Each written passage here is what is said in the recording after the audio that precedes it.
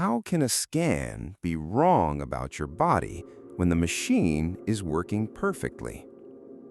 Start with what a scan actually is, because almost everyone has it wrong. It is not a photograph.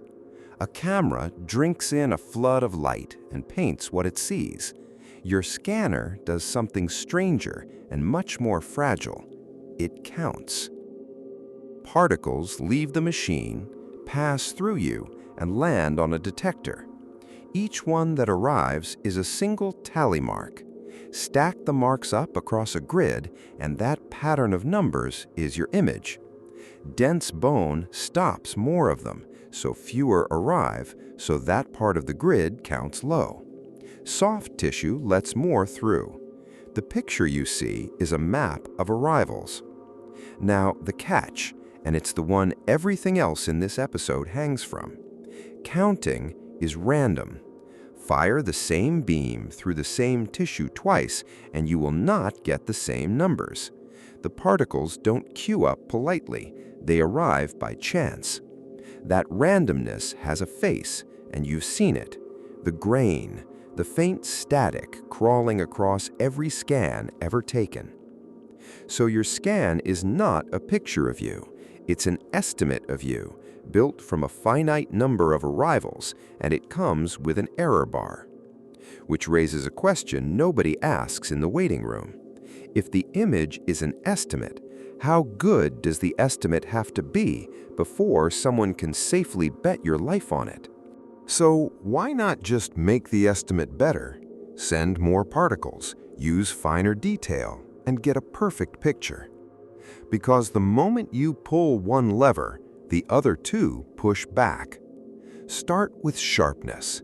Sharper means smaller detail, which means smaller pixels, and a smaller pixel catches fewer particles. Fewer particles, noisier count. So the sharper you make it, the grainier it gets. Chase fine detail hard enough, and the detail drowns in static you created going after it. Fine, quiet the noise then. That you can do. Send more particles. But the exchange rate is brutal. To have the noise, you need 4 times the count, 4 times through the patient. And there it is. Sharp, clean, low dose. Pick 2, never 3. Every scanner in that hospital is sitting somewhere inside this triangle right now, and somebody chose a spot. Not for the prettiest image, for the cheapest picture that still answers the question the doctor asked. That's why your scan looks worse than your phone's camera.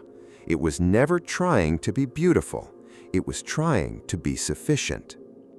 So the machine has hard limits, and honest people work inside them. But here's the thing. The machine is the easy part, because after the picture exists, somebody still has to look at it and decide. And that is where scans actually go wrong.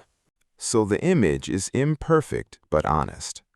How does that turn into a missed cancer or a phone call that terrifies a healthy person? Both come from one place, a line. Somewhere in every test, there's a threshold, the point where that's nothing becomes that's something, a real movable line. Slide it toward catching everything. Now you find every genuine tumor. You also drag in a crowd of healthy people because down at the level of a faint speck, a real finding and a random flick of grain are the same object. That's not carelessness. That's what noise looks like. Slide it the other way, and the false alarms dry up, along with some of the cancers. There is no setting with 0 errors on it, so the choice was never about avoiding mistakes.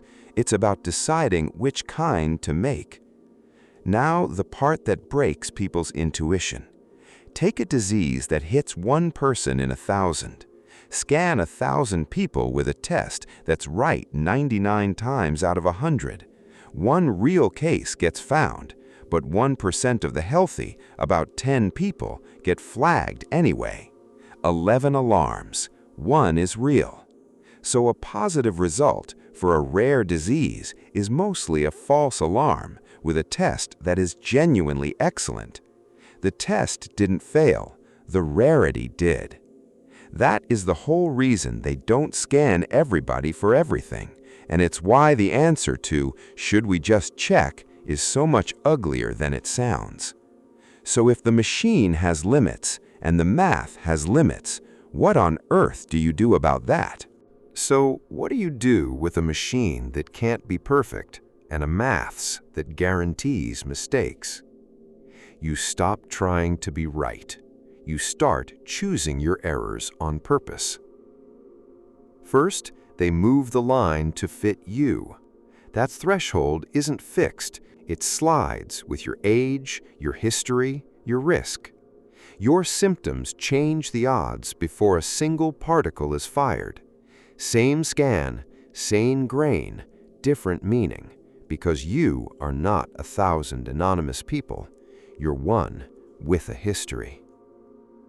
Second, they add eyes. Two readers disagree. That's measured, not gossip. Give one radiologist the same scan twice, months apart, and even that won't fully match.